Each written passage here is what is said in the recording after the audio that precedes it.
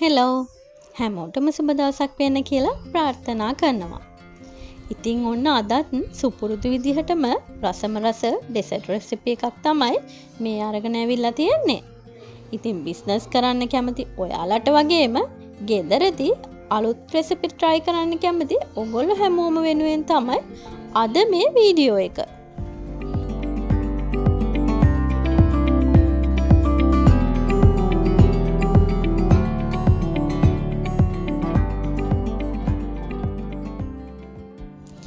ඇත්තටම මට මේ වීඩියෝ එක කලින් ගේන්න බැරි වෙච්ච එකක්. මොකද මේක අඹවාරේ තියෙන කාලේ තමයි මම රෙකෝඩ් කළේ. ඒ වුණාට මට ඔයගලන්ට අරන් එන්න පොඩ්ඩක් කල් ගියා. ඒ වුණාට කමක් නැහැ. අපි බලමු මේ රසවත් ඩෙසර්ට් එක කොහොමද හදාගන්නේ කියලා. අපි බලමු මොනවාද අපිට අවශ්‍ය වෙන ඉන්ග්‍රීඩියන්ට්ස් කියලා. හරිම පොඩි දේවල් ටිකක් තමයි අපිට මේ පුඩින් එක හදාගන්න අවශ්‍ය වෙන්නේ. ෆ්‍රෙෂ් මිල්ක් ටිකක්, එහෙම නැත්නම් ඔයගොල්ලන්ට කන්ඩෙන්ස් මිල්ක් උනත් මේකට පාවිච්චි කරන්න පුළුවන්. ඒ වගේම මේ වගේ මම අද පාවිච්චි කරලා තියෙන්නේ මැංගෝ ෆ්ලේවර් ජෙලි පැකට් එකක්. එහෙම නැත්නම් ඔයගොල්ලන්ට වෙන ඔයගොල්ලෝ කැමති රසයක් ගන්නත් පුළුවන්. අඹ වලට ගැලපෙන්න තමයි මම අද මැංගෝ ෆ්ලේවර් එක පාවිච්චි කරන්නේ. ඉතින් ඒ හින්දා ඔයගොල්ලෝ වෙන ෆ්ලේවර් එකක් ගන්නවා නම් ඒකට ගැලපෙන්න පළතුරු වෙනස් කරගන්නත් පුළුවන්. ඒ වගේම තමයි තව අවශ්‍ය වෙනවා ඉදිච්ච අඹ ගෙඩි දෙක තුනක්. එහෙනම් මේ පොඩි ඉන්ග්‍රීඩියන්ට්ස් ප්‍රමාණය පාවිච්චි කරලා මේ රසම රස පුඩින් එක කොහොමද හදාගන්නේ කියලා අපි දැන් බලමු. මුලින්ම ඔයගලන්ට තියෙන්නේ මේ ජෙලි පැකට් එක නෝමල් ඔයගොල්ලෝ හදන විදිහට හදාගන්න එක විතරයි. මේකේ පිටිපස්සේ ගහලා තියෙනවා හදන්න ඕන ක්‍රමය. ඒක බලාගෙන මේ ජෙලි පැකට් එක හදාගන්න පුළුවන්. හැබැයි පොඩි දෙයක් විතරක් වෙනස් කරන්න ඕන. ඒ තමයි ඔයගොල්ලෝ මේකට දාන්න කියලා තියෙන වතුර ප්‍රමාණය භාගයක් පාවිච්චි කරලා තමයි මේ ජෙලි පැකට් එක හදාගන්න ඕන. මොකද අපි ඊටු ටිකට වතුර නෙමෙයි පාවිච්චි කරන්නේ ෆ්‍රෙෂ් මිල්ක්. ඒ හින්දා අනිවාර්යයෙන්ම ඒක මතක තියාගන්න. මොකද නැත්තම් මේ ජෙලි පැකට් එකට ඕමනාවට වැඩි දියර ප්‍රමාණය වැඩි වුණාම ඒකේ නියම රසය ගන්න අපිට බැරි වෙනවා. ඒ හින්දා අනිවාර්යයෙන්ම ඔයගොල්ලෝ ගන්න ජෙලි පැකට් එකේ ගහලා තියෙන ප්‍රමාණයේ වතුර වගේ භාගයක් පාවිච්චි කරලා ජෙලි පැකට් එක හදාගන්න. ඒක තමයි පළවෙනි ස්ටෙප් එක.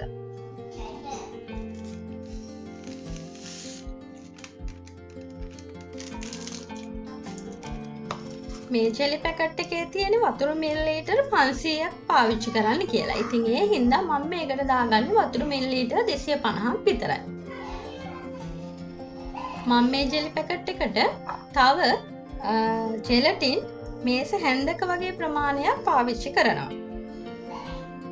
මොකද මම එහෙම පාවිච්චි කරන්නේ අපි මේක තව ඉන්ග්‍රීඩියන්ට්ස් දාලා තමයි අන්තිමේදී මේ පුඩින් එක හදාගන්නේ. ඉතින් ඒ හින්දා මේ පුඩින් එක හොඳට සෙට් වෙන්න අවශ්‍ය හින්දා මම මෙතනදී තව ජෙලටින් මේස හැන්දක ප්‍රමාණයක් පාවිච්චි කරනවා. දැන් මම මේකට උණු වතුර මිලිලීටර් 250ක ප්‍රමාණයක් දාගෙන මේක හොඳට දිය කරගන්න.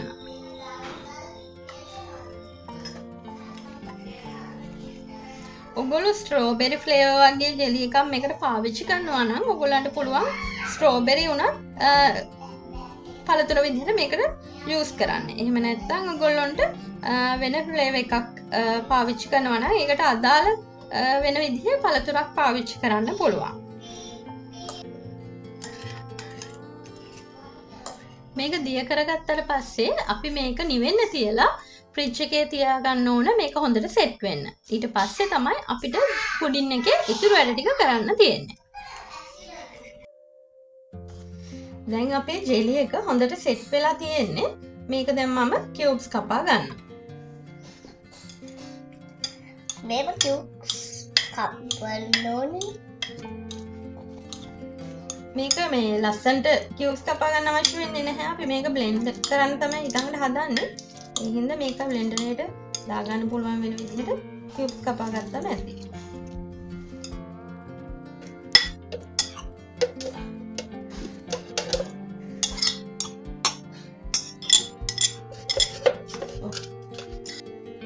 ඒ ටික බ්ලෙන්ඩර් කප් එකට දාගත්තා. දැන් මම මේකට ෆ්‍රෙෂ් මිල්ක් ඇඩ් කරනවා. ෆ්‍රෙෂ් අපි මේකේ වතුර දාගත්ත මිලිලීටර් 250යිනේ.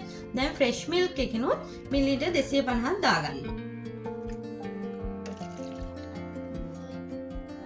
ඊළඟට ඔයගොල්ලෝ අරගත්ත අඹ ටික පොඩියට කොටුවට කපා ගන්න. මොකද අපි ඒකෙන් කොටසක් මේ බ්ලෙන්ඩර් ජාර් එකට දාලා මේකත් එක්කම බ්ලෙන්ඩ් කරගන්න තමයි හදන්නේ.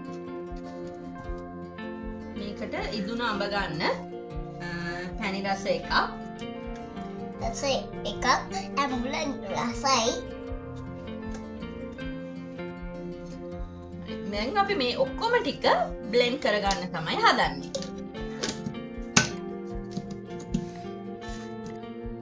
බ්ලෙන්ඩ් කරගත්ත මිශ්‍රණය තමයි මේ තියෙන්නේ. මේ වෙලාවේදී ඔයගොල්ලෝ මේකේ රස බලලා ඔයගොල්ලන්ට පැණි රස මදි වගේ නම් මේකට තව සීනි ටිකක් ඇඩ් කරගන්න පුළුවන්. එහෙම කරලා මේක අපව හොඳට මික්ස් කරගන්න සීනි ටික දිය වෙනකම්.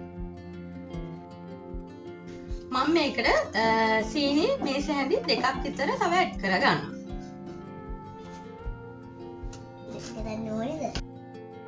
දැන් බ්ලෙන්ඩ් කරගත්ත වැඩේ ඉවරයි. මම ඊට පස්සේ මේකට අපේ අර තිබ්බ අඹ වලින් ඉතුරු කොටස පොඩියට කපාගෙන මේකට ඇඩ් කරගන්නවා. මෙන්න මේ වගේ ටිකක් පොඩියට වෙන කපාගෙන මේකටම දාගන්නවා.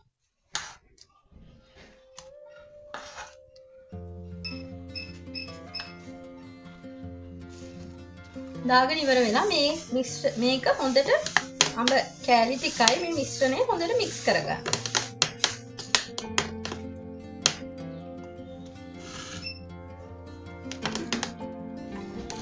මික්ස් කරගත්තට පස්සේ අපි මේක සෙට් කරන්න පුළුවන් භාජනයකට දාගන්න.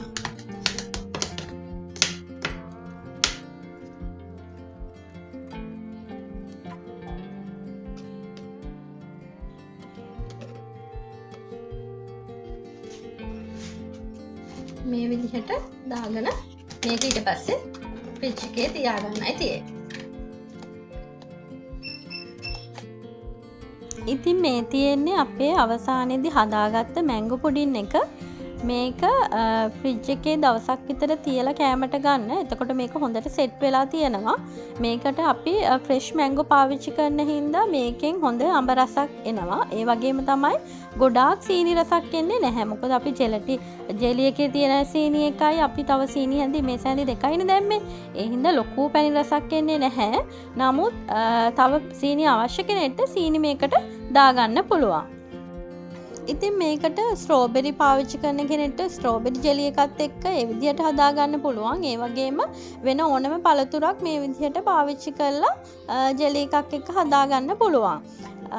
අපේ ලංකාවේ එක එක කාලවල වලට හැදෙන එක එක පළතුරු වර්ග තියෙනවානේ. ඉතින් ඒ වගේ වාරේ තියෙන කාලෙට ඒ වගේ පළතුරු වලින් මේ වගේ ඩෙසර්ට් එකක් හදලා කෙනෙක්ට මාකට් එකට උනත් දාන්න හැකියාවක් තියෙනවා.